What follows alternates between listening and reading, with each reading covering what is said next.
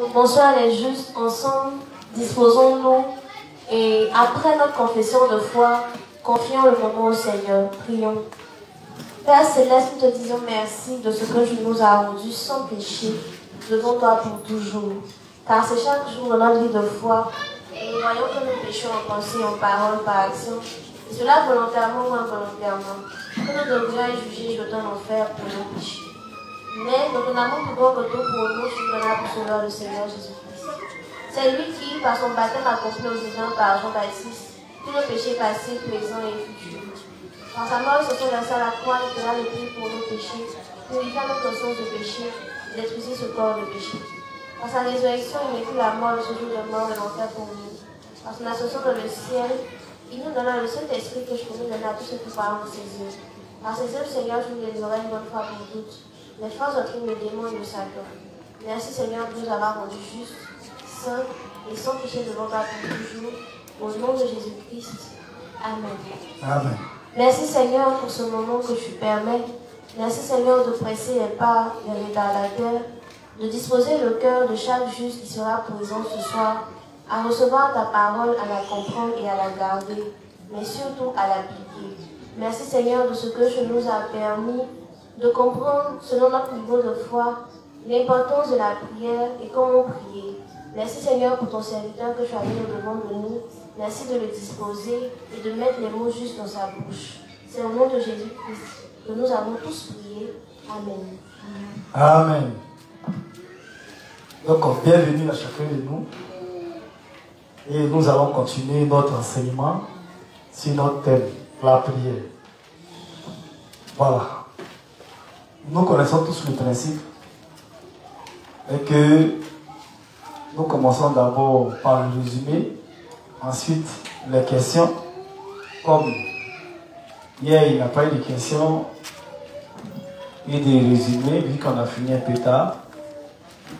Donc pour ceux qui ont des questions, ou tout d'abord on va commencer par faire le résumé.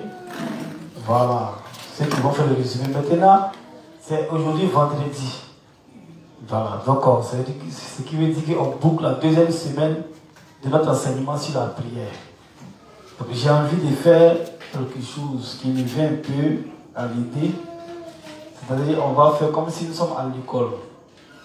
Amen. Voilà, comme on a touché plusieurs points.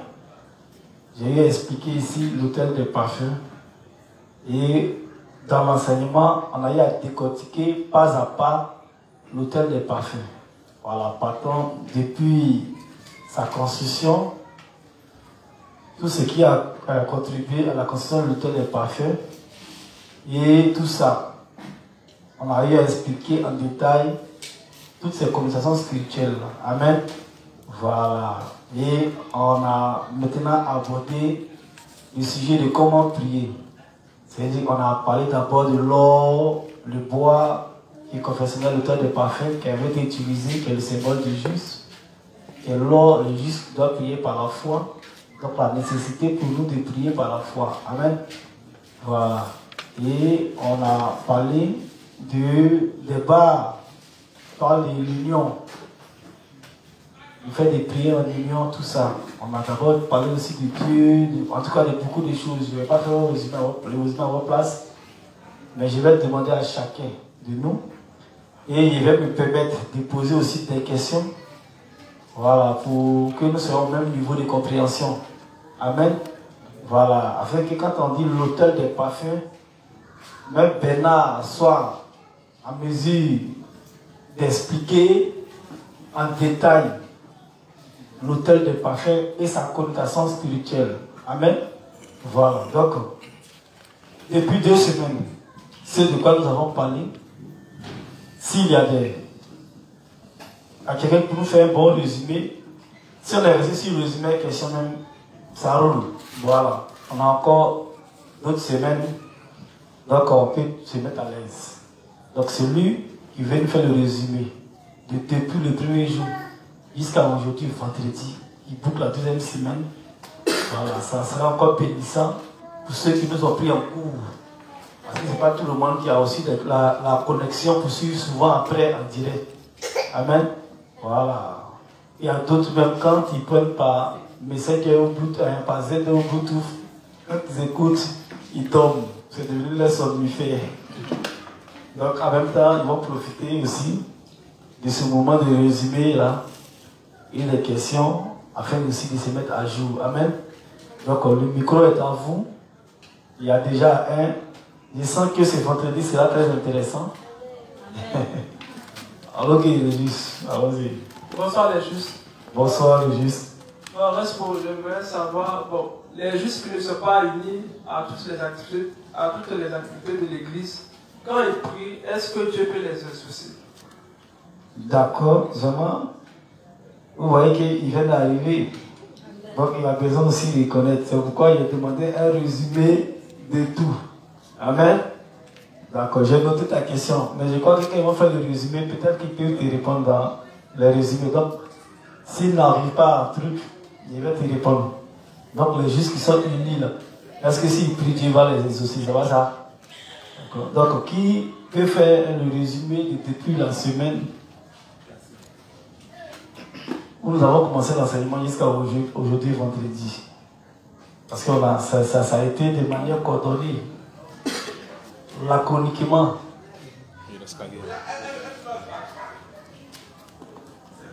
La personne? C'est ça.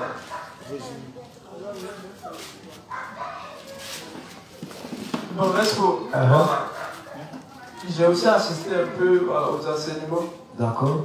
Il y a un point que j'ai compris, c'est que pendant votre enseignement, vous avez dit que Dieu bénit ceux qui sont unis dans l'église. Voilà, que Dieu bénit à toutes les personnes, à tous les juifs qui sont unis dans l'église. Voilà, ce sont ces personnes-là que Dieu regarde beaucoup, voilà, que Dieu travaille avec eux. Amen. Donc vous voyez que lui-même a répondu à sa propre question. Je savais qu'il avait retenu quelque chose. Amen. Amen. Donc il a posé un taquin. Merci beaucoup le juste. Et c'est clair, voilà. Dans plusieurs des livres, le révérend a expliqué. Même dans le livre 35, la page 112, le paragraphe 2, le révérend a dit que c'est encore, lorsque nous prions en union avec l'église, c'est là que Dieu nous exauce. Et dans plusieurs des livres que nous avons utilisés. C'est pourquoi on a parlé de deux parts. Voilà. L'union à l'église, prier en union, prier ensemble. C'est clair qu'un juste qui n'est pas uni, il a un souci. Voilà, il a un souci. Le souci, c'est quoi? C'est que n'étant pas unis, parce qu'on parle d'être unis de cœur. Voilà, l'union, c'est pas une présence physique. Tu vois un peu, non, parce que tu peux être là et ne pas être là. C'est comme ça que j'ai dit la fois dernière. Tu peux être là dans la forme. C'est-à-dire, soit peut-être que pour ne pas qu'il a juste Lydie, avec qui tu es dans le même quartier, puisse dire non, ah, mais juste là, il ne te voit pas à l'église. Ou bien si c'est là, donc comme les frères ont trop parlé pour te reprocher que tu ne vas pas à l'église, donc tu es venu, c'est ce que pour leur faire plaisir, même pour dire que tu viens à l'église. Mais tout ce qui s'est fait ici, là, tu ne peux pas, voilà, et tu n'unies pas ton cœur à cela. C'est-à-dire qu'il y a beaucoup de choses que tu négliges, donc tu n'es pas d'accord, les dévanciers même souvent ne te plaisent pas, tout ça. Donc, tu vois, tu es un peu mélangé. Un tel juste, ça lui sera très difficile d'être exaucé. C'est pourquoi on a lu dans l'un des livres, il ne sait plus, c'est le livre 39, où le révérend a expliqué que il y a des justes, n'étant pas unis à l'église de Dieu, ils sont considérés comme des étrangers. Voilà, ils sont considérés comme des étrangers parce que quand on n'est pas unis, on finit par, c'est-à-dire qu'on finit par ne plus croire en l'évangile. Parce qu'un juste qui n'est pas uni, il sera beaucoup dans ses propres pensées. Voilà, il va juger les choses par lui-même. Donc ça va l'amener à ne pas faire des prières de façon correcte. Parce que les prières que nous faisons doivent être des prières correctes. Dans la volonté de Dieu, c'est ce qu'on a eu à dire. Voilà. Donc, vraiment merci pour ta réponse qui a été très laconique. Quelqu'un pour faire le résumé depuis la semaine, première semaine, jusqu'à aujourd'hui, avant que ça n'arrive à ma secrétaire Elie, ma lectrice. Voilà, donc depuis le vendredi, il y a un juste derrière. Parce qu'on sera obligé de recommencer à zéro. Hein. Si je m'aperçois que rien n'a été compris, je serai obligé de recommencer tout à zéro.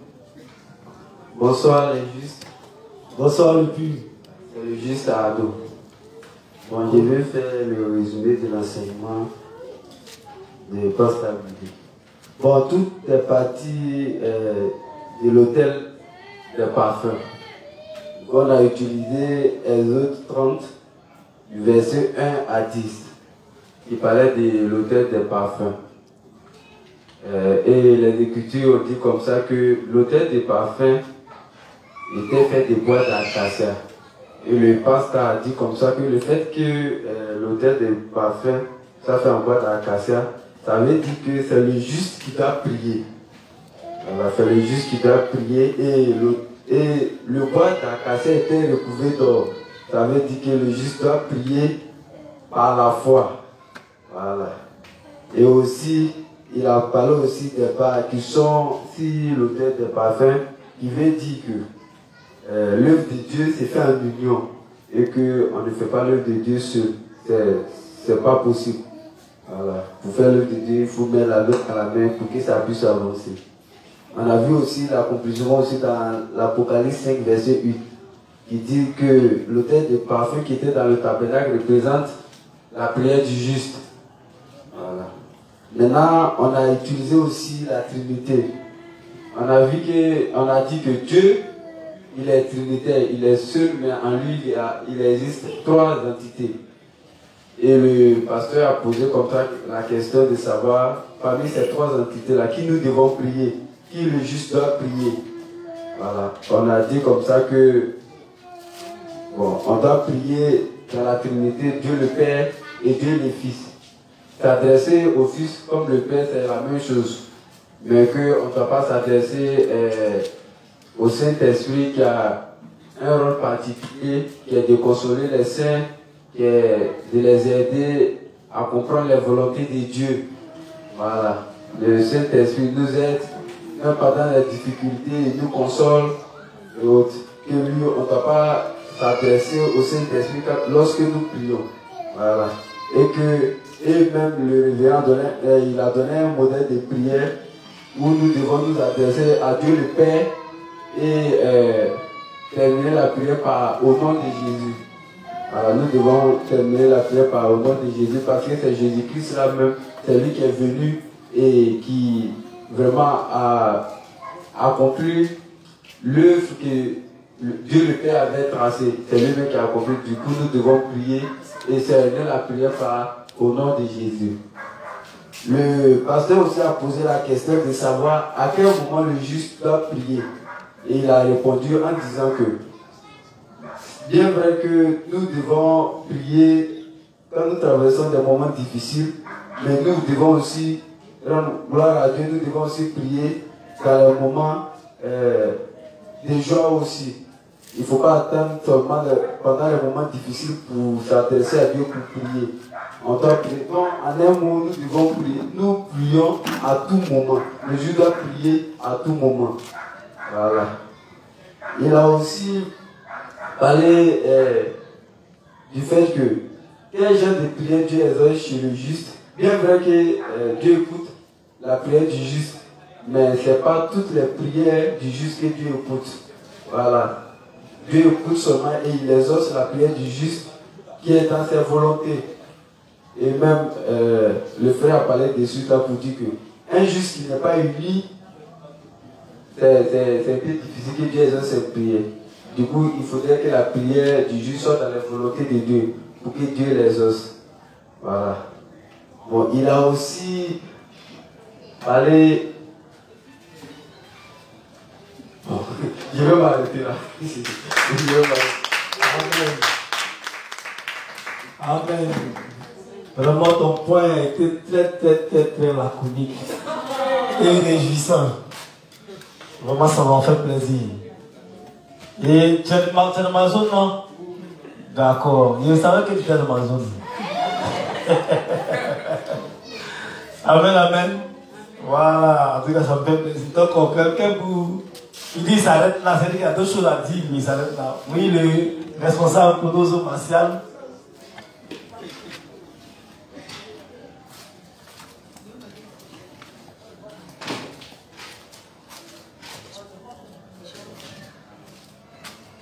Bonsoir les saints.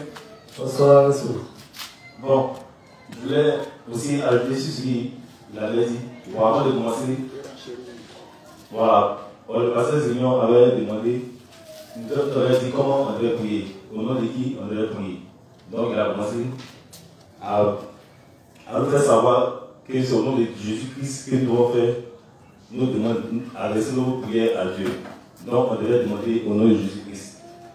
Donc, tout ça, il nous a expliqué la Trinité. Essayez de savoir, d'abord, qu'il y a Dieu le Père, il y a Dieu le Fils et Dieu le Saint-Esprit. Donc, quand nous adressons nos demandes à Dieu, il faudrait que les prières soient bien dites. Parce qu'on ne demande pas au nom du Saint-Esprit. Voilà, et c'est au nom de Jésus-Christ qu'on doit adresser nos prières à Dieu.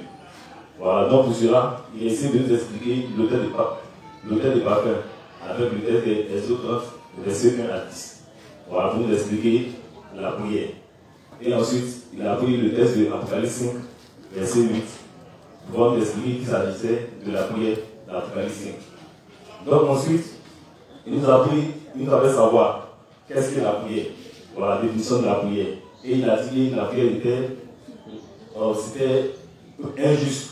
Pour le juste, important pour un juste de prier. Et c'était l'inspiration de l'âme.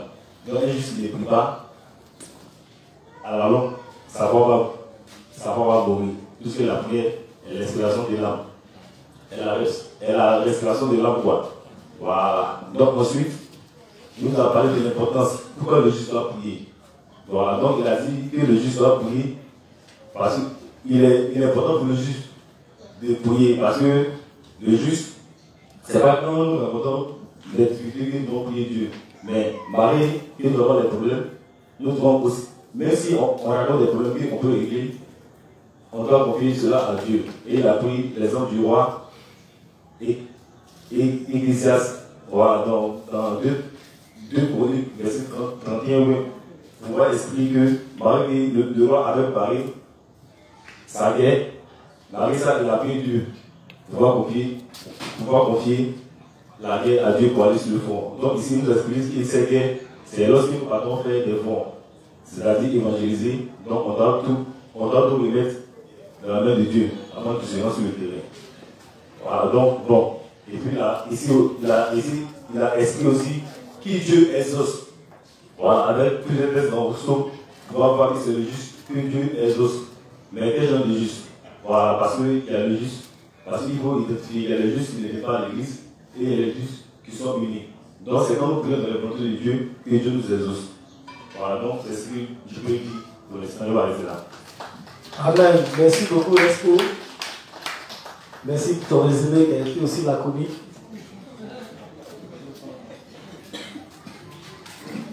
Quelqu'un pour la juste lui dit? Elle a une question, ok, allons-y. Donc, question résumée.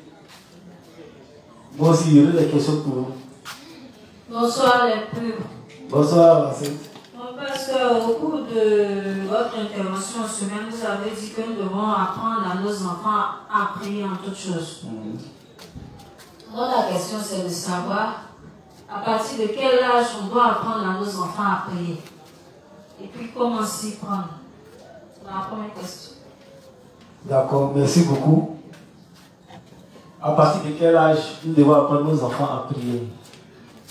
Depuis tout petit, je crois bien. Le pasteur Taglo, lors de ses enseignements à plusieurs reprises, nous disait que même l'enfant, depuis le sein de sa mère, on doit déjà commencer à lui parler.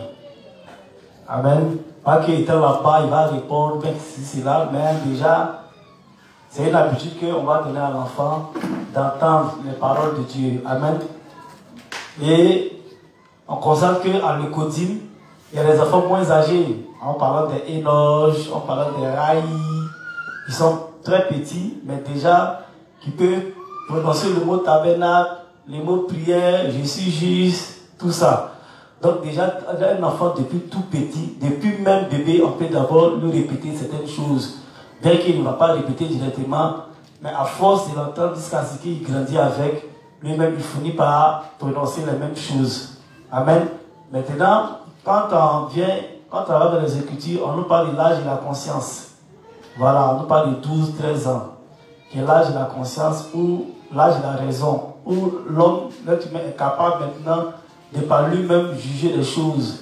Parce que sa conscience, il prend conscience maintenant de ce qui est bon ou de ce qui n'est pas bon. Donc il a même de pouvoir juger. Tu vois. Donc depuis tout petit déjà, on peut le conditionner jusqu'à l'âge de la raison afin qu'il puisse maintenant produire ce qu'il a amassé depuis les bébés. Amen. Voilà, donc c'est une condition. On nous donne jusqu'à ce que le principe proverbe est clair. Il dit enseigne ton enfant dans la voie que tu souhaites. Comme ça, quand tu grandiras, il ne se dominera point. Amen. Voilà, donc c'est un peu ça. On commence à le conditionner de le bas jusqu'à ce que, quand il a l'âge et la raison maintenant, lui-même, il commence à vomir ou à dire ce qu'il a emmagasiné depuis tout petit. Amen. Voilà. Maintenant, la seconde question qui dit que c'était la première. Bon, pour l'instant, c'est... Pour l'instant, ah, d'accord, ok. Donc, résumé aux questions.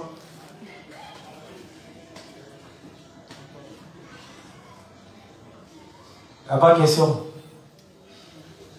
Bon, il y a un doigt. Sinon, il aurait posé moi-même la question. Moi, nous dit, bon, attends, justement, comme lui, ça fait au moins quelques temps qu'il m'édifie. Bon, le pasteur Mullich a travaillé aussi sur...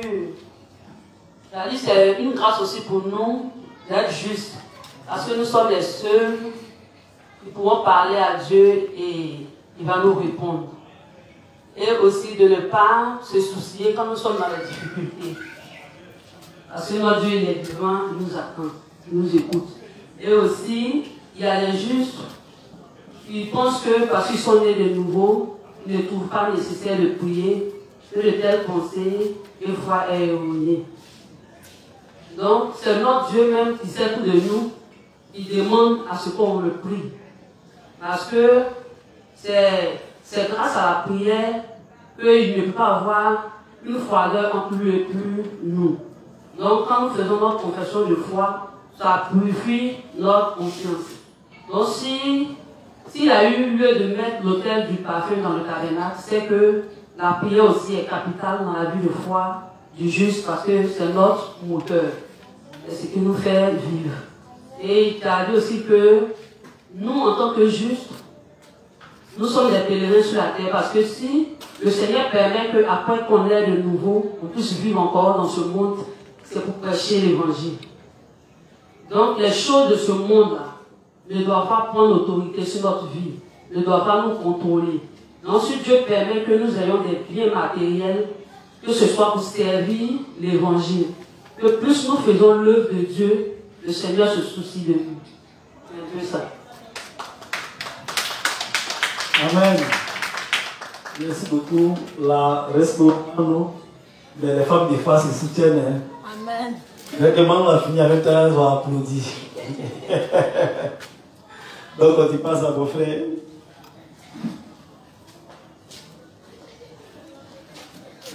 Bonsoir, merci. Bonsoir, Louis. Moi, il y a des questions. D'accord. Il y a un principe qui dit de ne pas se soucier aux œuvres de la chair, de faire l'œuvre de Dieu et tout ça. Alors maintenant, voici une idée qui m'est venue. Donc, pour celui qui a plus de soumis, voilà, il approche beaucoup ses inspecteurs pour soumettre ses problèmes à, voilà, ce qui m'arrive, tel truc. Même s'il n'est pas encore allé contre le principe, il dit non, il ne faut pas te soucier de ta chair, il faut faire l'œuvre. Des gens, c'est bien qu'il fait l'œuvre, mais il y a des problèmes qui soumettent beaucoup ses inspecteurs. Voilà. Il y a deux éléments. Donc, je voulais savoir est-ce que là, il est pas en train d'aller contre le principe. Voilà. C'est la première question là. Non, il ne va pas contre le principe. Le principe est clair et une chose est claire et c'est un fait qui est réel que nous vivons. La chair, étant donné que nous vivons dans la chair, on rencontre des difficultés, des problèmes. Amen. Voilà. Donc ça c'est réel. il n'y a pas quelqu'un qui est dans des problèmes qui quand même ne pense pas à ça. Mais la solution qu'on donne à l'église, le problème là, il y a ceux qui vivent dans le problème de leur chair, c'est-à-dire qu'ils ne pensent qu'au problème de leur chair uniquement. C'est ce qui est pour eux la priorité. Tu vois. Mais déjà, le principe dit que quand un juste est dans des problèmes quelconques, il lui faut consulter son dévancier. Là aussi, tu connais aussi ce principe-là. Voilà. Donc, ce n'est pas des contradictions. Il dit qu'il faut consulter son dévancier. Mais consulter le dévancier, c'est consulter l'église pour avoir une meilleure orientation. Tu vois un peu, non? Donc, on fait face à des difficultés pour en sortir. On nous demande de consulter nos dévanciers. Nos dévanciers, maintenant, vont nous donner les meilleurs conseils pour nous en sortir. Donc, c'est pas que, comme tu allais consulter ton dévancier, ça veut dire que tu te soucies de ta chair. Le truc, c'est de ne pas mettre en priorité les problèmes de ta chair. Tu vois un peu, non? Voilà. Bien que tu sois dans tes problèmes, le principe est clair. Quand les choses vont chez Dieu, c'est que ça va chez toi. Bien que toi-même tu sois dans les problèmes. Amen. Voilà. Donc, il y a la conduite à tenir aussi. Tu vois un peu, non? Voilà. On a des problèmes, mais Dieu nous dit, c'est pas pour autant, on va attraper nos mentons, on va commencer à déprimer. On a lu ça ici. On va commencer à penser, et puis ces problèmes ont fait qu'on ne pourra pas faire l'œuvre de Dieu, aller évangéliser. Ça arrive. Souvent, le gars, donc, un frère, tu lui dis encore aller faire front, il dit qu'il a tous les problèmes. Et ses soucis sont trop. J'étais en train, ce matin, j'étais en train d'échanger avec une soeur sur Messenger, à qui nous avons parlé de l'évangile. Tu vois un peu. Et au début, ça l'intéressait, elle était là, elle est même venue à 3 reprises à l'église, comme ça. Et elle m'a donné la coupée.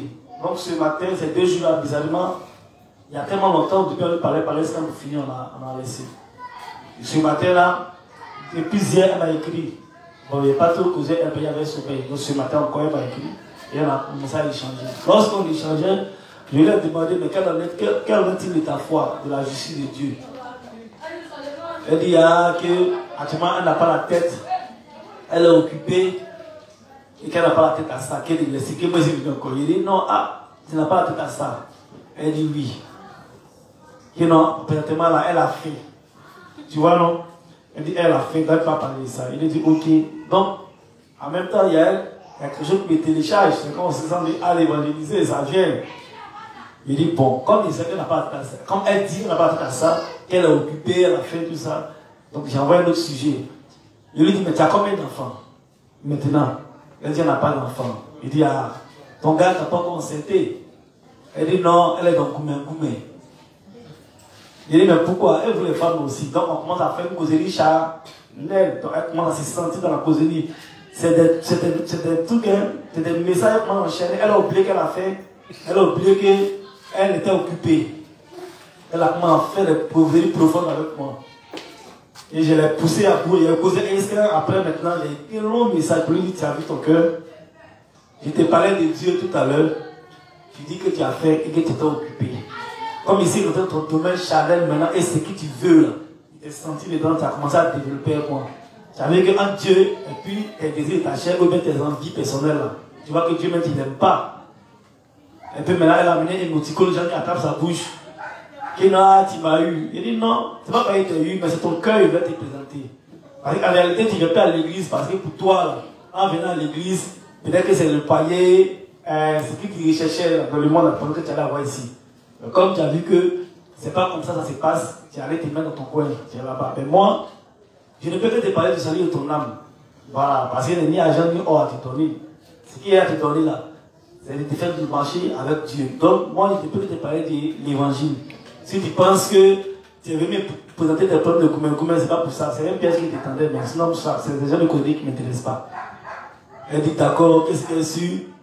Quand elle aura le temps, elle va venir, elle va venir changer. Il est ici là. Pour le moment, Dieu m'a fait la grâce d'être un chômeur. Il est tout disposé pour venir changer avec toi. Donc tu vois un peu. Donc, pour dire qu'elle a mis en priorité les désirs de sa chair, mais ses problèmes personnels. C'est de ça qu'on en parle. Tu vois un peu, non? Sinon, le juge, étant dans l'église de Dieu, il est aussi confronté à des difficultés. Mais à cela, on lui demande d'aller consulter ses dévanciers. C'est pas qu'il se suit trop sa chair, non. Mais il y a un problème qui est là, qui consulte. Donc, je ne sais pas si tu as répondu. Merci beaucoup.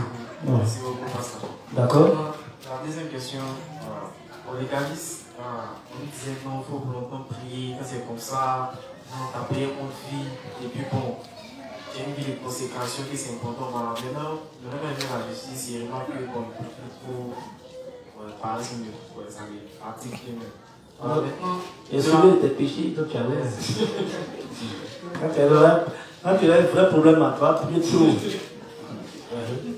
Maintenant, comme dans l'égalisme, je disais, bon, quand tu pries longtemps, tes prières montent. Est-ce que du fait que je prie moins de 10 minutes, est-ce que il me demande la prière monte vers Dieu ou pas? Du fait qu'il ne prie pas longtemps. Voilà, c'est là ma question. Bon, d'abord, le légalisme n'est pas juste, donc tes prières ne montaient pas, là, c'était pas. Tu vois, non? Maintenant, dans la justice, là, c'est pas une sorte de temps qui fait monter les prières. Tu vois un peu? C'est une sorte de prière dans la volonté de Dieu. Les prières peuvent être longues, des heures, et puis tu dis rien de bon. Tu vois, non? Tout fait faux. C'est pourquoi le révérend, on va toucher ça, on va parler de ça ici. C'est noté. Personne n'a mis en débat parler de ça.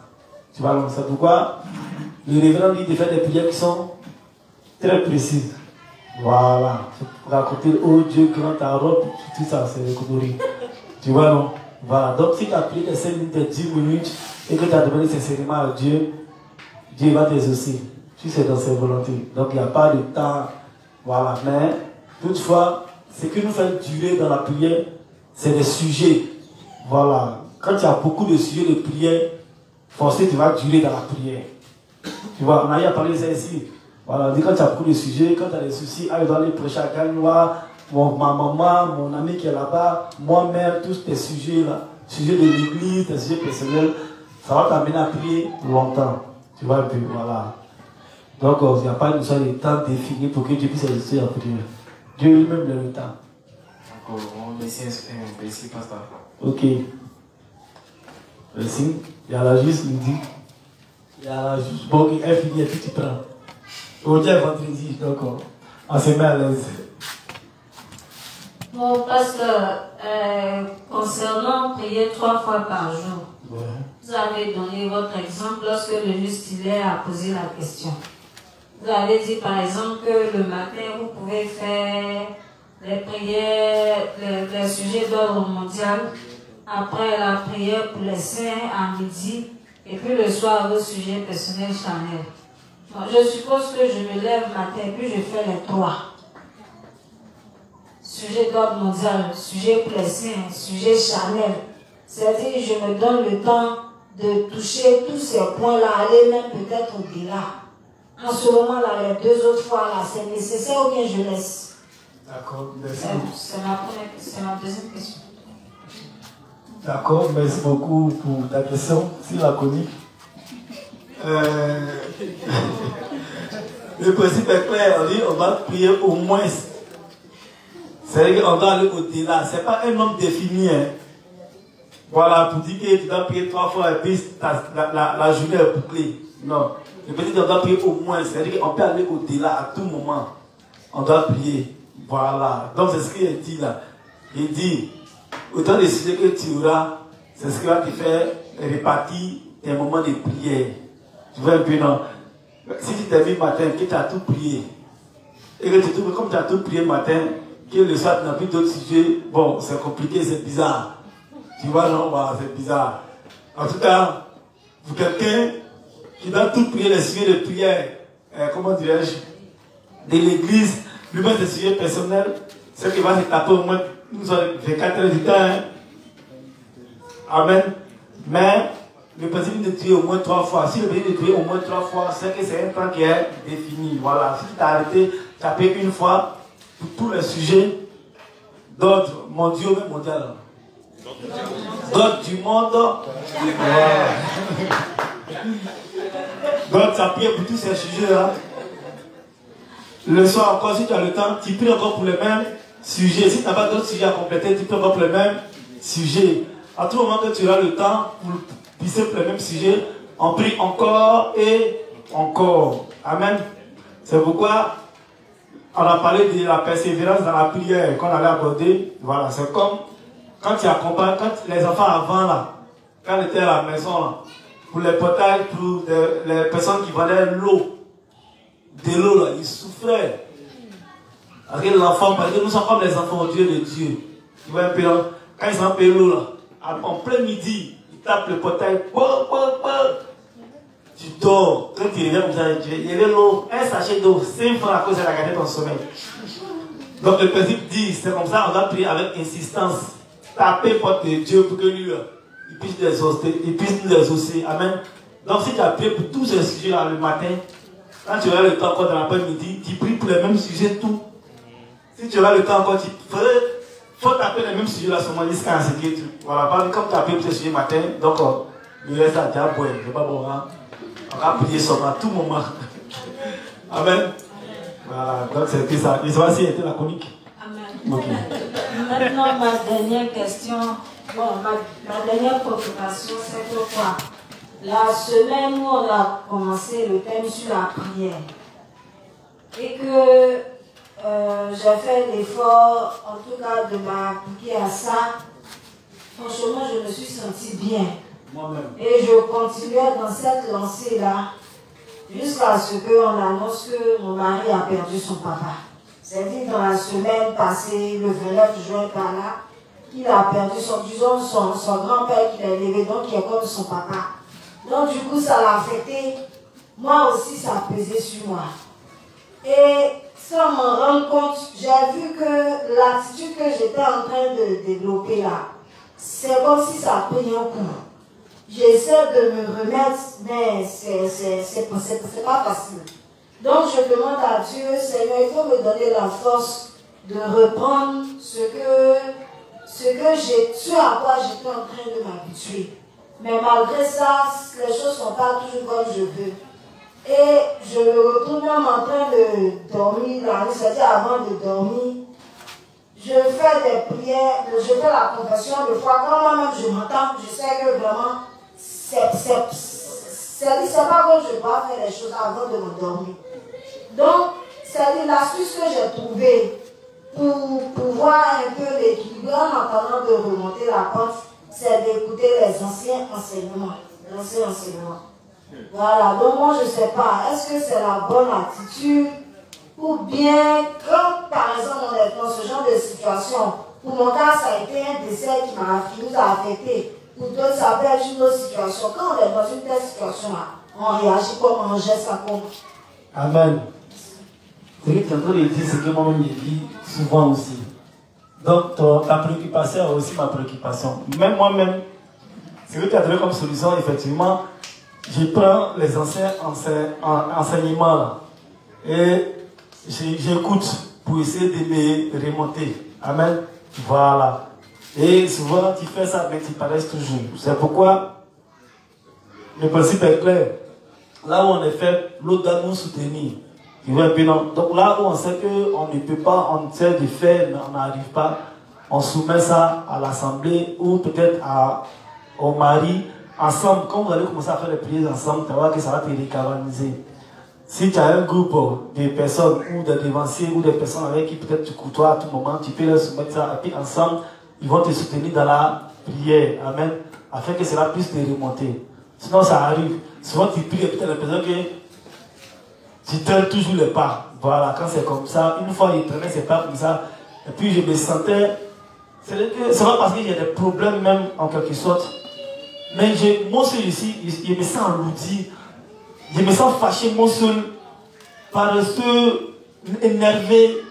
Et je me suis connecté. J'ai envoyé un message au Père à Samoa pour dire: le Père, exhorte-moi. Voici ce qu'il traverse. Il m'a envoyé une exhortation vraiment qui m'a fait du bien. Tu vois un peu. Donc il a cherché ce goût ailleurs, parce que moi-même je ne pouvais pas m'arrêter. Même quand il priait, dans les prières, c'était des coups de prière, et puis des prières de manière lapidaire, c'était un peu bizarre. Voilà, donc la solution que je te propose, en plus de ruminer les anciens enseignements, comme peut-être le mari est un peu occupé par des obsèques et autres, si peut-être tu as des personnes que tu côtoies, tu essaies de soumettre cela afin qu'ils puissent te soutenir en prière. Comme on dit, la prière d'ensemble a encore plus de force, je pense que ça va te remettre. Amen. Voilà, donc c'est un peu ça. Alors, il y en a juste ici qui veut avant toi. Aujourd'hui, avant de lui poser la question, on va au résumé. Moi, mais il y a des questions. Et il va vous poser aussi. Bonsoir, c'est moi, c'est la juste Florence. Bonsoir, la juste Florence. Moi, c'est au niveau de la dîme là. D'accord. Je ne comprends pas un peu trop parce que quand je suis devenue juste, je ne sais pas comment il faut payer la dîme. Si on paye la dîme ou comment on fait. Ah, d'accord. Bon, ça c'est la dîme. Temps normal, c'est un temps normal. Mais, je crois que vous n'avez pas perdre le fil de notre thème. Peut-être après l'enseignement, on va se prendre pour faire un meilleur exposé là-dessus. Sinon, la dîme, là, on la paye. Ah, bon, d'accord. La dîme, on la paye. Tu vois un peu, non? Voilà. On peut expliquer la dîme depuis l'Ancien Testament, comme les choses se présentaient. Tu vois un peu. Mais la Bible nous enseigne que toutes ces choses annonçaient Jésus-Christ. Et que la dîme, là, et la 10e partie, là, qui annonçait Jésus-Christ, tel que les gens payaient la dîme, tout ça, là, c'était une manière d'annoncer Jésus-Christ. La loi, on dit la loi, toute la loi a été accomplie en Jésus. Donc la dîme, les sabbats, quoi encore, qu'on peut citer, toutes ces choses-là, la Pentecôte, tout ça a été accompli en Jésus-Christ, qui est notre dîme, qui est notre offrande qui a été donnée. Tu vois un peu, non? Voilà. Donc ça, d'abord, c'est avec Jésus-Christ. Maintenant, nous-mêmes, là, la dîme, là, il y a les offrandes qu'on fait. On dit mémorial, votive, toutes ces choses-là. Maintenant, si la dîme, tu veux donner ta dîme, tu mets ton enveloppe, tu mets ici dîme, tu déposes. Ou bien il y a la meilleure manière, comme il a été conseillé, il y a des instances, ou bien des projets. Il y a des projets qui sont établis, tels que le social, tels que, comment dirais-je, la fête, charger les fêtes, il y a beaucoup comme ça qui ont besoin aussi des moyens pour pouvoir booster. Tout ce qu'il a dit là, quand il paye, c'est pour pouvoir faire l'œuvre, c'est pour pouvoir booster l'œuvre de Dieu, c'est pas ça. Voilà, donc tu peux prendre une instance qui est là, on dit charger des voitures, tout ça là. Tu viens, là, ce qu'il a appelé dîme, là, pour pouvoir dans l'église de Dieu, tu peux donner ça comme soutien à tel ministère, soutien à tel ministère, tu mets là-dessus. Pour le social, dans l'enveloppe, tu déposes. C'est une façon aussi de payer ta dîme. Pour tel ministère, tu déposes, c'est une façon de payer ta dîme. Tu vois un peu, non? Voilà, mais c'est pas comme dans l'ancien, dans le légalisme, quand on légaliste là, il disait que c'était une obligation. Ici, il n'y a pas de libéralité. Voilà, parce que quand tu as donné ta dîme, ça va menacer le dévoreur, et puis il n'y aura plus de problèmes. Non. Quand on est juste là, on fait toujours face à des problèmes, des difficultés. Le principe est clair, marcher avec Dieu, c'est faire face à de nombreux problèmes. Voilà, donc ne conditionnez pas pour dire comment on a payé notre dîme, donc forcément mes affaires vont prospérer. Quand tu commences à calculer dans ce sens-là, c'est que ta dîme que tu as payé, c'est pas une dîme. Voilà, c'est un placement d'argent. Voilà. Tu vois, donc il faut faire tout dans les limites des principes. On va payer la dîme dans les... Nous, on a duré, il y a parlé ici hier, c'est la suite de ça, tu poses la question. Il y a parlé ici, lui qui a le placement d'argent, c'est lui qui met là les dîmes là. Il peut aller les dîmes pour aller s'habiller. Oui, un peu. Voilà, donc on ne doit pas accueillir dans cette perspective-là.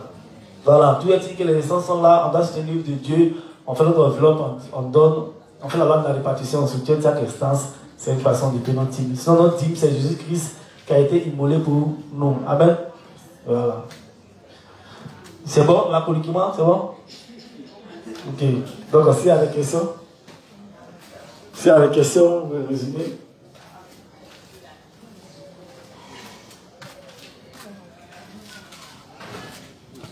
Bonsoir, merci. Bonsoir, Marius. Bonsoir.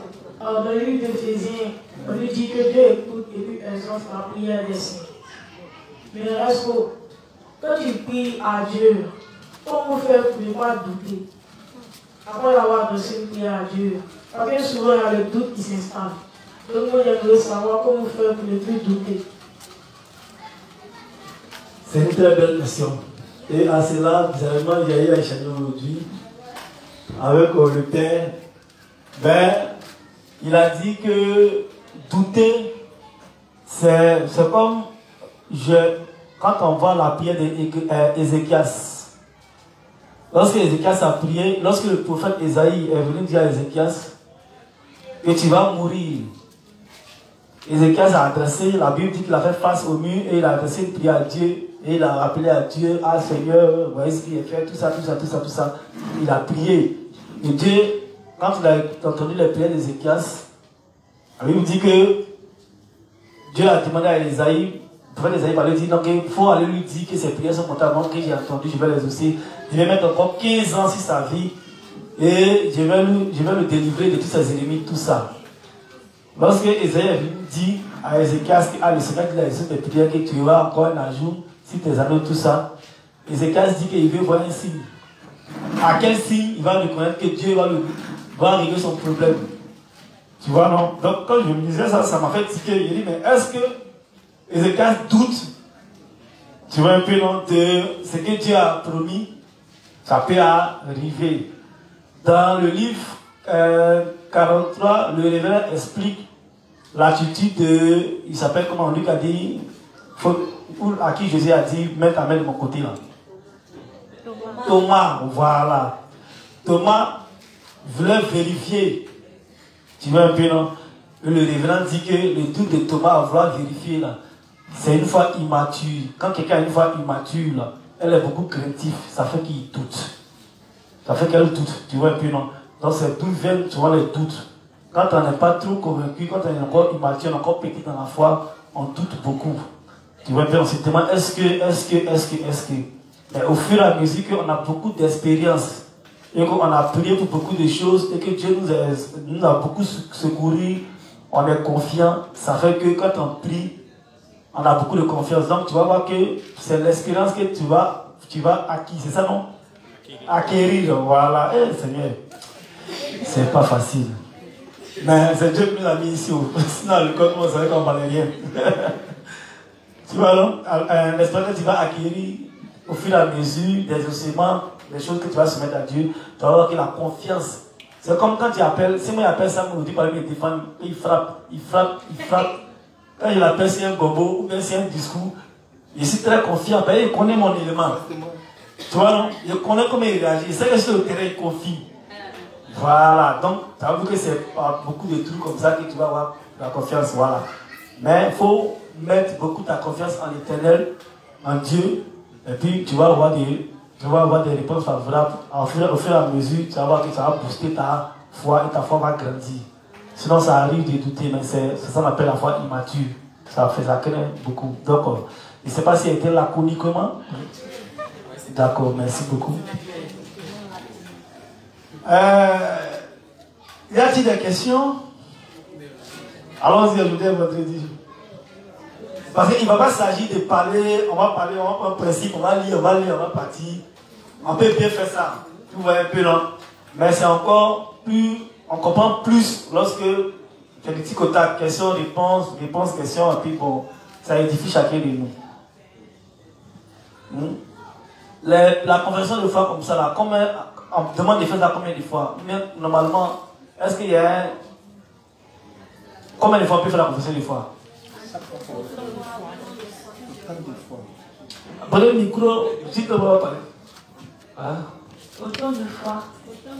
Autant de fois que possible. Amen. Voilà. Donc on ne va pas dire que comme on n'a pas fait la conversion de foi matin, à la fin matin, donc on va laisser, on va pas faire la. Non, autant de fois que possible, on doit faire la confession de foi. Amen. Voilà. Maintenant, si, là c'est la question d'un frère que je vais poser aussi.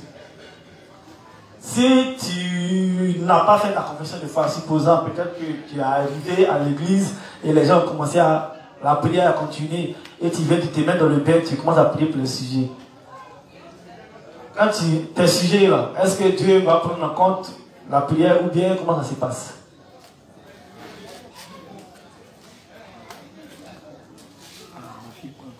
Au fait, les sujets ne vont pas être pris en compte. Parce que la confession de foi, c'est une manière de montrer notre identité à Dieu. Donc, que tu ne fais pas ça et puis tu commences à prier, Dieu ne sait pas qui tu es, il te laisse, c'est là ou ça. Amen. Mais, il arrive quand on continue le suivi des prières sans faire la confession de foi. Ça ne veut pas dire que Dieu ne va pas prendre en compte nos suivis des prières. Ouais, amen. Voilà, la confession de foi, elle est bien parce qu'elle purifie notre conscience. Et elle nous rappelle à chaque fois nous-mêmes notre position et elle nous amène à nous plonger à chaque fois dans le salut que Dieu nous a donné. Amen. Voilà, ben si tu es arrivé et que tu as un sujet qui a été donné et tu as commencé à prier pour ces sujets, Dieu va prendre compte de tes sujets de prière. C'est pourquoi j'ai dit le fait de témoigner que nous sommes justes est une façon de faire notre confession de foi. Parce que qu'est-ce qui fait que nous puissions affirmer que nous sommes justes? C'est parce qu'on reconnaît que malgré tous nos défauts, là, Dieu nous a rendus purs et nous a rendus justes. Donc on affirme par le sacrifice de Jésus que nous sommes toujours justes. Donc c'est une forme de confession de foi. Ce n'est pas un récital. La fonction de voilà, c'est pas ce qu'on récite. C'est qu'on nous donne de réciter là. C'est des formules, c'est-à-dire que c'est une manière, c'est un exemplaire. Tu vois un peu, non? Mais toutefois, quand souvent tu entends les devanciers prier, souvent ils prennent l'essentiel qu'on veut te faire comprendre, reconnaître tes faiblesses, ta nature, reconnaître que tu voudrais, que tu ne peux pas, et que tu as échoué vis-à-vis de l'ordre de Moïse, et que c'est Jésus-Christ qui est venu te donner la vie au travers de son sacrifice. Amen. Donc c'est ce modèle de prière-là qu'on nous présente. Amen. Voilà. Donc la confession de foi, elle est utile, elle est nécessaire. On la fait autant de fois que nous voulons. Mais souvent on arrive, c'est pour dire, mais je ne sais pas en train de vous rendre paresseux. Vous dites non, que je ne suis pas obligé de faire la confession. Non, elle est très essentielle et très capitale. Amen. Voilà, c'est ce qu'il a dit, que ça nous rend lucide dans notre échange avec le divin. Amen. Voilà, c'est pourquoi, c'est ce qu'il a dit. Il dit que quand il ne fait pas la confession de foi, au fur et à mesure, on va prendre le livre. On va prendre le livre 14. On va prendre le livre 14. À la page 111 du paragraphe 1.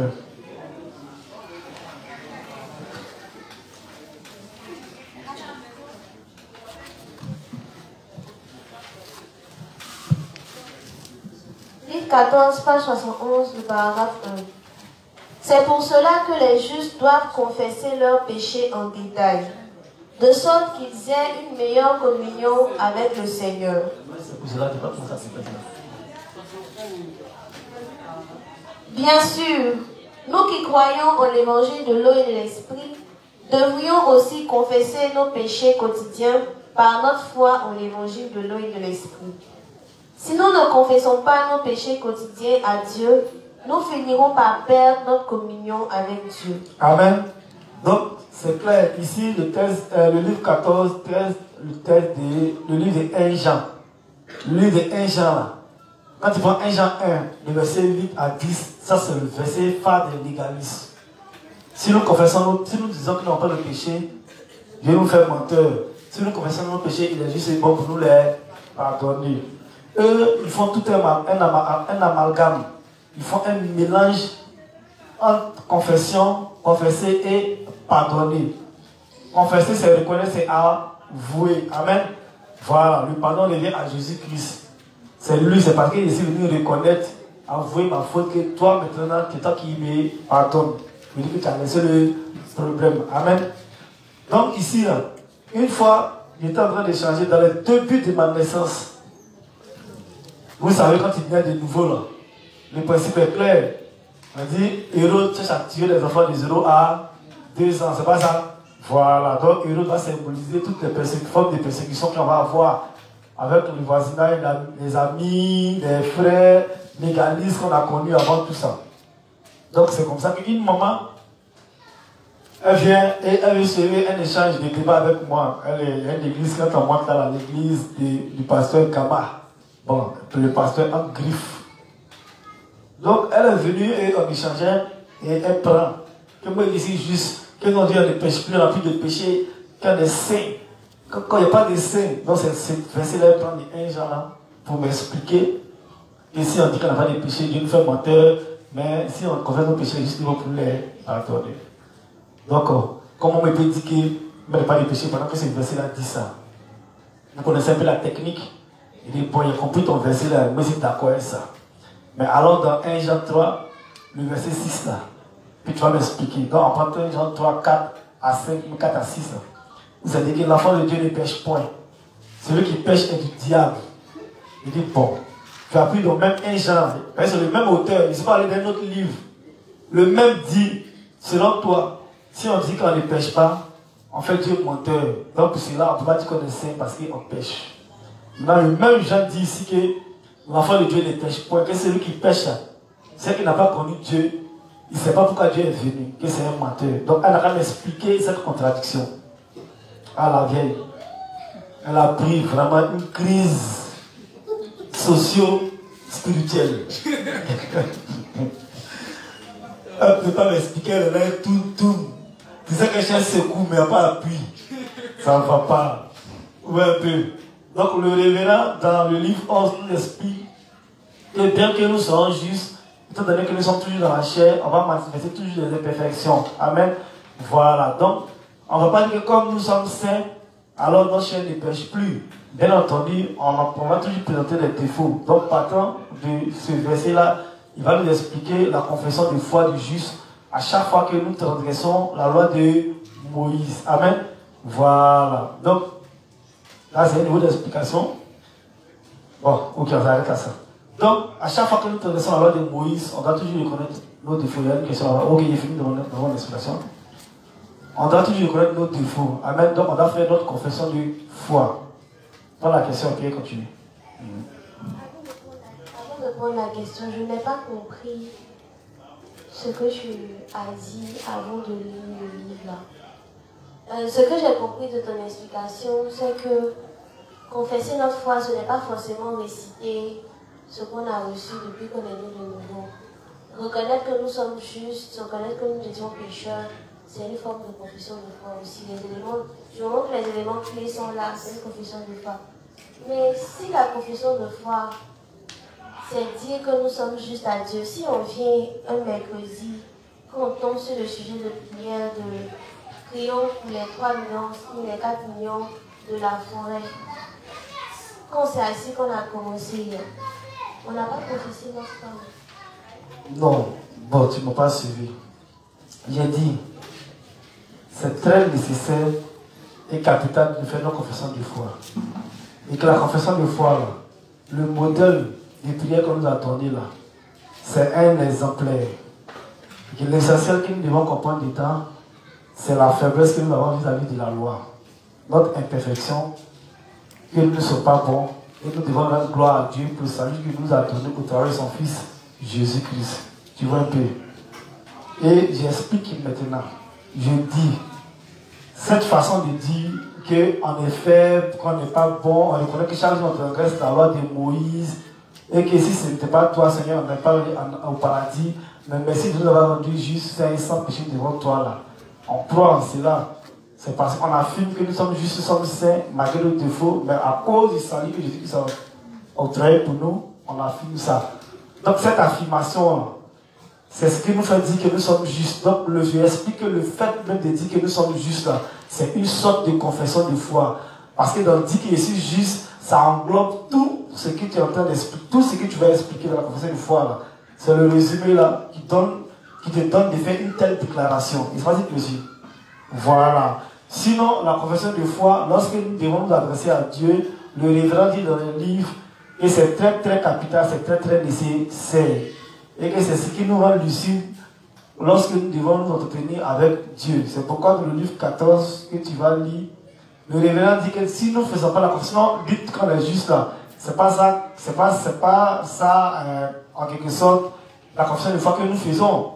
Mais je dis que le fait d'affirmer que nous sommes justes aussi, dans cette justice-là, dans cette déclaration-là, il y a tout le modèle de la confession de foi. C'est pas une mesure. Amen, le Père. Maintenant, quand je viens au dimanche à 9h10, que je n'ai pas sachant que je suis en retard, je n'ai pas fait ma confession avant de... Non, tu peux faire ta confession de foi. Non, je veux dire, on peut faire. Je comprends pas. Ma question, c'est est-ce qu'au moins je ne peux pas dire merci Seigneur de m'avoir rendu, puisque le fait de dire qu'on est juste là, ça résume la confession de foi. Je t'explique doucement. Il est très important pour le juste de faire la confession de foi. Avant toute prière, il faut toujours reconnaître ce que nous étions, ce que nous sommes, nos limites, nos imperfections, et déclarer et se plonger toujours dans le salut que Dieu nous a donné. C'est ce qui est important et c'est ce que le révérend nous demande de faire à chaque fois que nous devons prier. Tu vois un peu. Et j'explique une autre chose. Je dis que même le fait d'être juste là, c'est une forme aussi de confession de foi. Je ne suis pas en train de dire que c'est le modèle de prière que nous devons suivre. Mais tu ne me comprends pas. Mais c'est moi qui ne te comprends pas. Mais il ne dit pas ça. Hein. Je n'ai pas dit que je vais finir. Je n'ai pas dit que tu viens le dimanche à l'église. Il faut dire je suis juste et puis tu pries pour le sujet. Non. C'est pas ce qu'ils ont dit. Il dit quand tu viens là, quand tu dois prier, tu fais ta confession de foi. Et ce qu'on nous a donné là, c'est un exemplaire.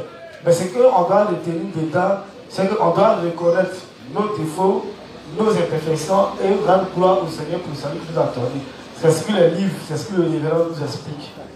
Je renchéris encore pour dire que la déclaration que nous faisons que nous sommes justes chaque matin, midi et soir, là, c'est une forme aussi de confession de foi, parce que dans le fait de dire que nous sommes justes là, on le dit parce qu'on dit que Jésus-Christ nous a rendus justes. Donc malgré nos défauts et faiblesses là, nous reconnaissons que nous sommes justes. C'est une forme aussi de déclaration de confession de foi. Je ne sais pas si tu comprends. Bon, on n'a pas compris. Vous pouvez vous simplifier ça pour moi si quelqu'un a compris, mais vous ne comprenez pas comment elle.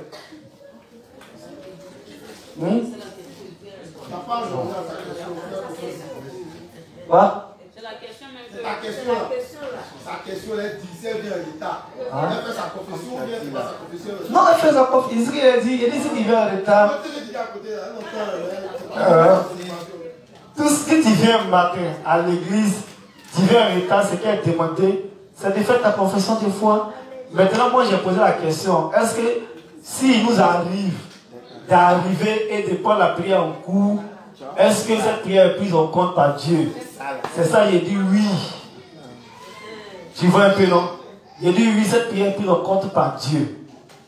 Tu comprends? Voilà. Sinon, ce qui est demandé, c'est de faire ta prière de foi. Mais souvent, tu arrives, tu es personne qui vient et puis tu commences à prier avec tes frères. C'est pas pour autant, Dieu ne peut pas rendre compte tes sujets de prière. Ça peut arriver. C'est pourquoi il dit, il ne faudrait pas qu'on pense que comme on n'a pas fait la prière de foi, que Dieu n'a pas pris en compte nos prières. Mais du moment même là, que nous déclarons en tout bon le chemin que nous sommes justes là, c'est une forme de confession de foi. Mais le modèle de prière qui nous est demandé, voici comment on doit se comporter vis-à-vis de la prière. C'est bon maintenant? D'accord. Donc, si j'ai... Alors, question. Bonsoir les justes. Bonsoir. C'est un de Lynx sur Facebook. Il dit, sa préoccupation est que la Bible dit, avant d'adresser une prière à Dieu, nous devons faire la paix avec ceux avec qui nous sommes en conflit. Et si le frère en question refuse de faire la paix avec toi, tu retournes faire ta prière ou tu attends toujours de faire la paix avec le frère ou la soeur en question? Mais si le frère refuse, toi tu as accompli le principe. Il dit d'aller faire la paix avec lui. S'il refuse, c'est lui qui a un problème avec Dieu. Toi tu as fait ta part. Amen. C'est pourquoi le principe dit on envoie un, on envoie deux. Maintenant, s'il dit qu'il est dans sa position, on le considère comme un parrain. Nous on continue. Mais ce n'est pas, on a le conflit avec la personne, le frère, et puis on reste dans notre position. On ne veut pas aller régler le problème avec lui, parce que nous aussi, si orgueil, on dit non, c'est foutaise. Lui aussi, c'est foutaise. Et puis là, on vient accomplir le devoir de Dieu. Dieu, donc il y a un problème. Voilà. Mais toi, tu vas vers le frère, tu accomplis ta tâche. Maintenant, si lui ne veut pas, le problème reste à son niveau, entre lui et Dieu. Donc, je pense qu'il n'y a pas de souci à ce niveau. Donc tu vas lire. Il y a quelqu'un qui a levé le doigt? D'accord, allons-y. Là, c'est votre question. Bon, parce que je voulais savoir si, par exemple, tu te retrouves en train de bosser ou bien de travailler avec des pêcheurs légalistes dans un domaine précis. Et puis, lorsque vous vous rencontrez, avant de commencer, l'un d'entre eux dit on va prier pour recommander le temps d'études que nous allons passer entre les mains de Dieu. Tu réagis comment? Ou bien est-ce que ça c'est un premier cas, ou dans le deuxième cas, est-ce que toi-même juste tu peux dire on va prier pour recommander ce temps au Seigneur? Ouais. Bon, nous ne pas sur les fronts, souvent on est confronté à cela. Hein. Voilà. Et comme c'est le temps des légalistes, tu vois, tu oublies tes mains dans les bains. On est allé tout récemment, on va aller changer. Il y a la soeur, m'a mis c'est un front. Et quand je suis arrivé, il y a la maman qui était qui venait de faire cette opération. Donc on dit, ah, ça tombe bien, le pasteur est arrivé. On m'a demandé de prier, tu es venu changer les gens, tu demandé de prier pour leur maman, tu as dit que tu ne pries pas, comme si tu son mari devait prier pour les deux. C'est que toi tu as pu échanger. On est rentré dans leur truc, mais c'est moi qui ai fait la prière. Donc moi je sais comment il fait ma prière. Amen. Donc si on avait des frères, c'est le coup d'études qui dit on va prier.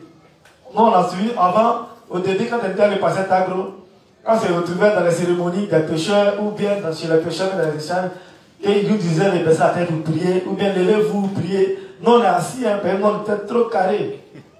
Nous on est assis. Mais avant de passer Tagro, lui-même il se lève. C'est vrai.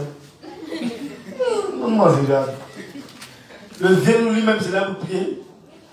Mais c'est pas parce qu'il est comme ça qu'il est en train d'adorer avec eux. Non, lui, il respecte le fait qu'il soit au milieu d'eux. Donc, on dit levez-vous, il se lève.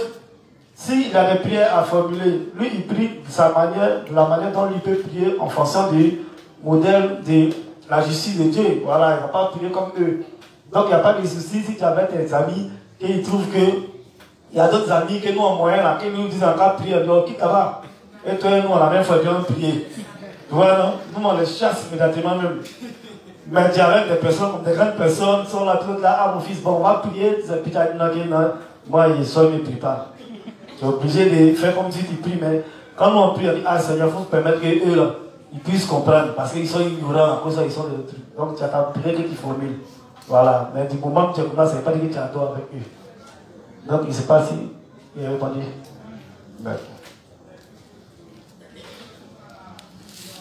C'est bon. Donc on continue notre lecture. S'il y a des questions, vous me signalez. Et puis on va continuer.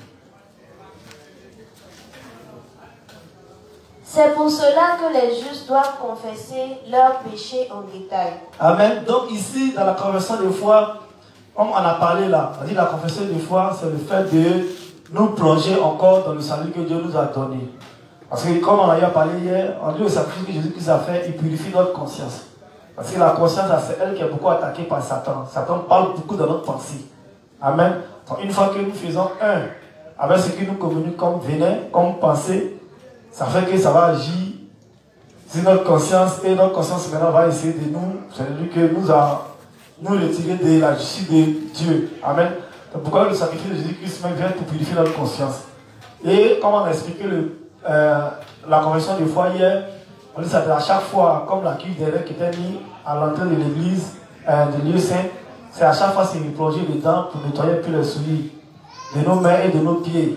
Voilà, comme Jésus pouvait le dire, si celui qui est pur n'a pas besoin de se laver tout le corps, mais de laver ses pieds et ses mains, je crois que c'est dit comme ça, afin que, voilà, donc il est toujours dans nous sommes déjà purs. Mais on fait la confession de foi. Et dans la confession de foi, il y a un truc que nous remarquons qui est dit ici. Le révérend dit, quand nous faisons la confession de foi, lui, il dit c'est pour cela.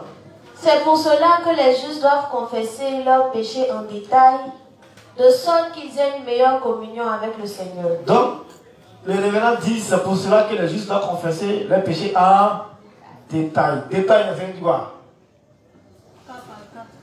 Cas par cas, petit à petit, moulot moulot. C'est pas ça. Voilà. Donc, le révérend dit, lorsque nous faisons la confession de foi, si moi, je suis un fumeur, ou je suis un balayman, quand je fais ma confession de foi, ah Seigneur, vraiment, quand on dit là, nous voyons que nous péchons en pensée, en parole et en action, et puis on globalise, mais on généralise, ou bien on reste en global. Le révérend dit, de détailler. C'est comme, je prends un exemple, comme je l'ai dit tout à l'heure, je suis un fumeur, je suis un juste fumeur, mais je suis un juste qui boit beaucoup de coups. Ah, Seigneur, vraiment, je vois que c'est chaque jour de ma vie, je bois du coup. Ou bien je fume, ou bien je mens beaucoup. C'est ça, on dit confesser en détail. Amen. Donc on dit, c'est-à-dire qu'on doit penser ce que nous disons, on doit dire ce que concrètement nous faisons. Amen. C'est pourquoi c'est-à-dire que ça va purifier notre conscience, ça va nous faire d'avoir une meilleure communication avec Dieu. Donc les prières de sorte à dire, ah Seigneur, m'a dit qu'il y a quelque chose qui va passer en parole en nation, votre main c'est que là, tu vois, non, c'est trop lapidaire. Voilà, moi, vous voyez que c'est trop lapidaire. Donc comme ça. Or, si tu as confessé en détail, Comme ça, c'est soulagé et puis toi-même tu sais de quoi tu parles. Amen. Donc, dorénavant, quand on fait la confession de foi, il va s'agir de dire en détail ce que nous faisons. Amen. Voilà, ce qu'on a fait comme péché. Ah, Bernard, tu comprends, non? Quand tu fais ta confession de foi, là, ah, moi, Bernard, j'aime tous mes bagarres. Je suis poli.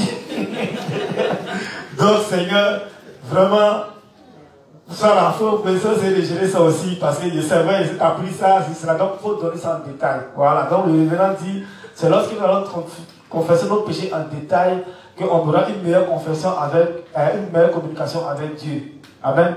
C'est comme, tu viens, c'est un exemple, mais c'est pas pour dire qu'on fait parler des péchés. Quand tu viens et puis tu crois à ton ami, on dit, ah, tu as parlé à ton ami, il faut aller, pardon. Et puis, Jean, tu t'es réconcilié avec ça. Avant, on a été petit. J'avais parlé à un ami, il fallait même parler. Pardon. Bon, pardon. Et puis, c'est bizarre. Tu vois, puis non. Voilà. Donc, pour avoir une conscience encore plus purifiée, plus légère, on doit confesser en détail ce que nous faisons qui n'est pas bien. Consciemment, chacun de nous aussi, on sait ce qu'on fait qui n'est pas bien. Quand on confesse comme ça, on demande la force à Dieu de nous donner la force de pouvoir renoncer à cela. Amen. Voilà. Donc, ne nous cachons pas dans une prière de manière camouflée, mais générale, pour dire c'est chaque jour de la vie qu'il confesse, il voit que tu restes la loi. Non. On peut poser à cela, on peut poser cela une question par anticipation, pour dire, mais, et pour les péchés qu'il fait qu'il ne me souvient pas, comment il récite ça en détail? Ça peut arriver aussi. Oui. Voilà. Est-ce pas qu'Élie me pose la question, mais parler ça en même temps. D'accord, allons-y. La question, c'est une fois j'ai essayé le Père. Je n'ai pas prié, j'ai dormi. Tout le monde a dit tout ce qui me passait par la tête. Tout ce qui peut avoir une technique. C'est dans les parties, les trucs que je suis. Ouais, Zéna, t'as beaucoup de péchés, hein.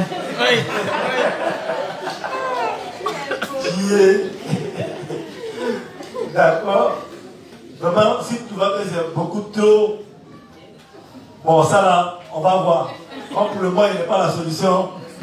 Je vais quand tu vas te bois sacré, je pense qu'il va venir ta réponse la prochaine fois. Parce que ta mère, c'est beaucoup là, moi, ça coupe mon cœur. Mais ça va aller. Ça, il y a une question. D'accord, aussi. Regarde, ils sont riches en questions. Hein.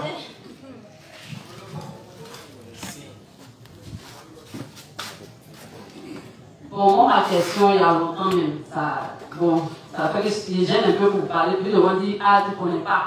Donc, du coup, je suis obligée de les mettre. C'est depuis même quand les chèques parlaient même de la Trinité. Voilà, parce que là, on nous demande de Jésus est Dieu, choses comment on appelle. Dieu est Dieu. Et voilà. Mais il y a l'impression que le Saint-Esprit même, il est un peu négligé. Maintenant, chose comment on appelle, parce que là, pourquoi tu es venu ici, tu as dit, on a dit que Dieu conçoit le projet du salut. Jésus l'a accompli. Maintenant, le Saint-Esprit témoigne de la véracité du projet, du projet planifié par Dieu et puis accompli par Jésus. Donc on dit, et puis quand le pasteur lui a approché, il a dit, pensez que Jésus est Dieu, c'est pas la même personne, que c'est différent, que c'est faux. Donc, à chaque fois, le Saint-Esprit est mis au fait à part. Donc lui, il est là seulement pour nous consoler, tout ça. Donc, on dit les trois sont la même identité. Il est Dieu aussi, non? Est-ce que Jésus ne nous console pas?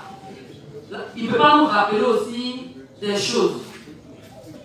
Donc, et puis, là, je ne sais pas si c'est moi qui m'a noté, mais là, ça dit, dans le livre 9, page 65, paragraphe 3, 4. Demandez au nom de Jésus, peu importe à qui nous demandions dans la Sainte Trinité. Il comprend aussi. Demandez au nom de Jésus, peu importe à qui nous demandons dans la Sainte Trinité. Je n'ai pas compris ça aussi. D'accord, merci beaucoup. Ça, c'est une question rétro. Hein.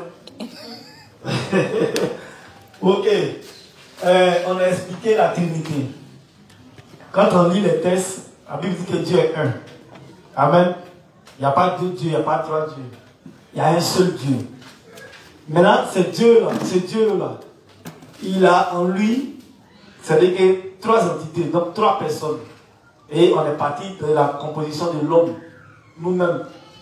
Il y a âme, corps, âme et esprit, selon le texte de Thessaloniciens 5. Amen.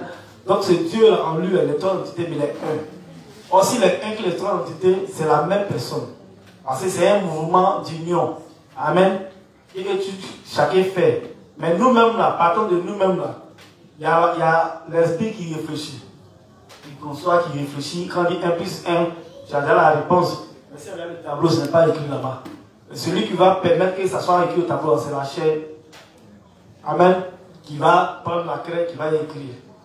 Or, c'est qui, on dit l'âme qui est la force, qui est anima. Donc c'est lui qui va donner la force à nos mouvements. Amen. Donc on dit c'est des mouvements d'union qu'ils ont fait. Quand on va chez Dieu, c'est pareil. En lui, là, il a ces 3 entités-là. Et ces 3 entités-là, chacun joue un rôle particulier. Jésus, c'est lui qui est la parole créatrice. Dieu, il est le Père qui conçoit le projet. Jésus, c'est lui qui est venu, qui vient accomplir le projet. Amen. Le Saint-Esprit, là, en nous voici son rôle, on lui a donné, qui est de nous consoler, qui est de faire ça, qui fait ça. Amen. Mais pendant que Jésus est là, même quand on est dans l'Ancien Testament, quand on est dans le Nouveau Testament, quand on parle du Saint-Esprit, on parle de la plénitude du Saint-Esprit. Mais ça ne veut pas dire que dans l'Ancien Testament, le Saint-Esprit n'était pas là-bas. Il a toujours été. Amen. C'est pourquoi quand tu as lu les textes, on te dit non, que les apôtres ont prophétisé, touchant la grâce de Dieu, ils avaient préparé de Daniel qui avait l'Esprit de Christ en lui, tout ça. Donc, tous ceux-là, c'est-à-dire qu'ils ont tous, ces 3 entités-là ont toujours travaillé ensemble dans tous les temps. Mais quand dans l'Ancien Testament, on voit que celui qui est plus mis en relief, celui qui est plus mis en relief, c'est le Père par rapport au projet. Quand on est dans le Nouveau Testament, avant la venue du Saint-Esprit, c'est le Fils qui est plus mis en relief par rapport à l'accomplissement du projet. Tu vois un peu, non? Quand il va, il dit qu'il nous apporte le Saint-Esprit, le consolateur, qui est le Saint-Esprit qui tout. Donc quand Jésus est là, pendant qu'il est là, quand il marche ses disciples, quand ils avaient préparé tout ça, il leur parle, il les console, il leur dit des mots, il dit non, on ne fait pas ça, on ne fait pas ça, on fait ça. Mais quand le Saint-Esprit vient, lui c'est son ministère, c'est son rôle qu'il joue. Tu vois un peu, non? Voilà, il est tout le temps avec nous. Et c'est lui qui va nous communiquer. Donc, chacun a joué un rôle bien défini en fonction de, comment dirais-je, dans le salut de l'humanité. Tu vois un peu. Mais, les 3 là, il n'y a pas un, ce qui est dit, il n'y a pas un qui est grand que l'autre. Tu vois, non? Voilà.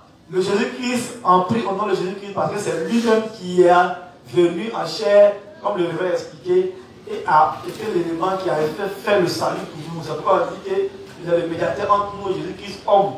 Parce qu'il est venu, il a partagé nos, comment dirais-je, nos mêmes conditions de vie. Tu veux un peu, non? Voilà, toutes ces choses-là.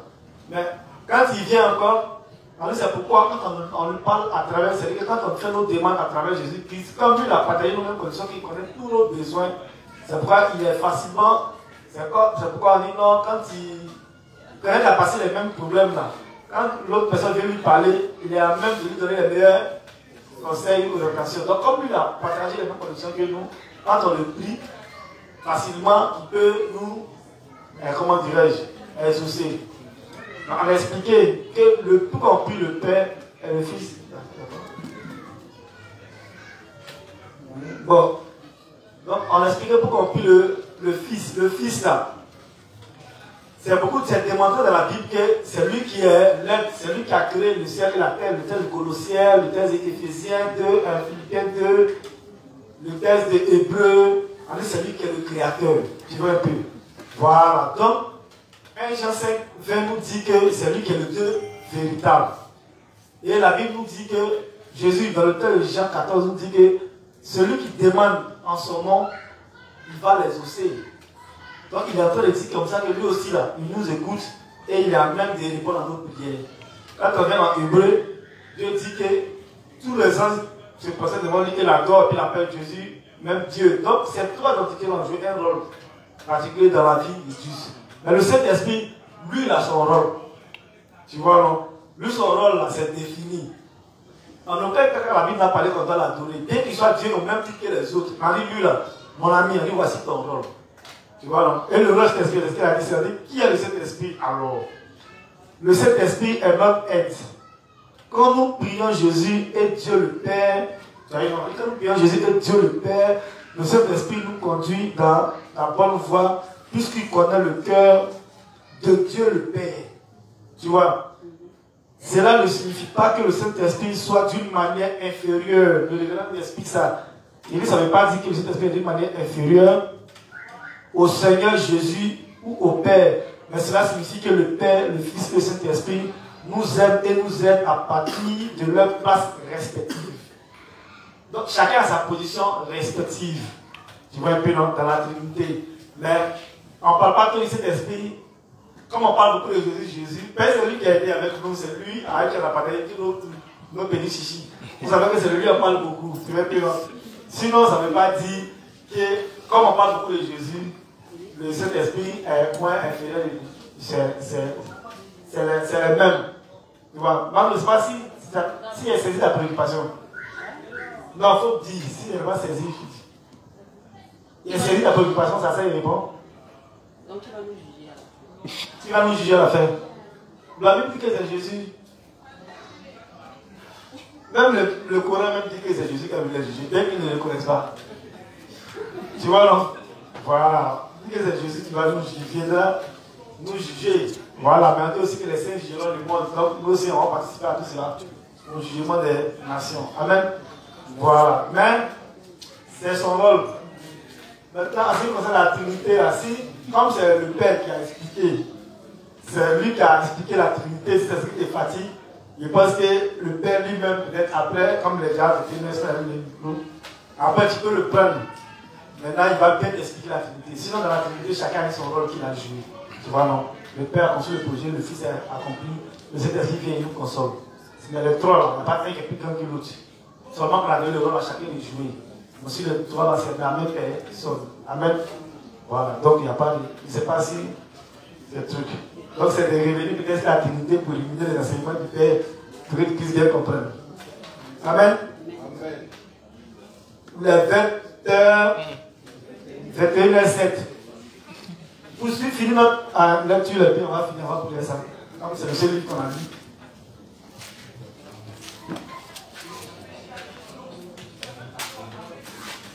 Donc elle va terminer ça, et puis on va partir. On était vendredi, on ne dit pas au chant, mais vous-même, vous êtes trop pour les questions, donc. Voilà.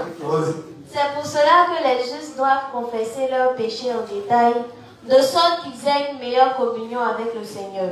Donc, le fait de confesser nos péchés en détail, là, fait qu'on va avoir une meilleure communion avec le Seigneur. Parce que ça va nous-mêmes nous libérer, ça va nous-mêmes nous décharger.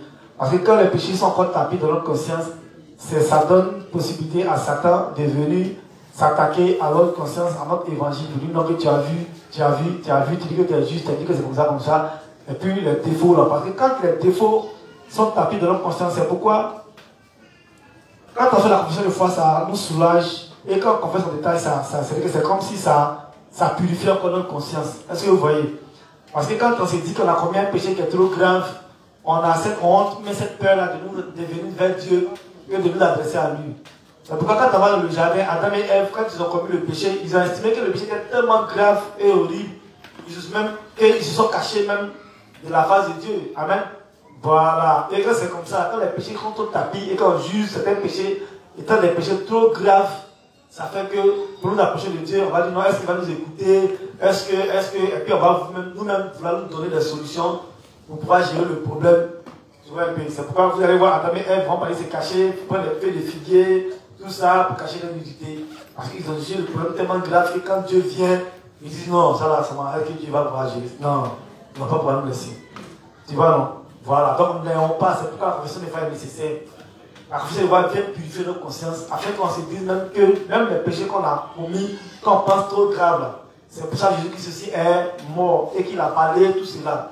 Donc on se plonge dans le sacrifice. Et cela nous régénère, amen. Et on a une communication limpide avec Dieu. Voilà, donc nous ne jugeons pas un péché qui est trop grave, et puis on dit non, on a peur de venir. Dieu dit, ton péché est grave, même ce péché-là est pardonné, viens à moi, on fait ces péchés pour que Dieu ait soulagement. Poursuis. Une telle communion dans la lumière de la vérité durera toujours aussi longtemps que nous confessons nos péchés honnêtement dans notre foi en la vérité. Mais si nous négligeons de confesser nos péchés quotidiens au Seigneur, notre communion avec lui ne peut pas durer toujours. Ceux qui ne reconnaissent pas ni ne confessent leurs péchés seront progressivement coupés de Dieu. Amen. Donc, c'est clair, il dit de confesser nos péchés honnêtement et de manière sincère devant Dieu.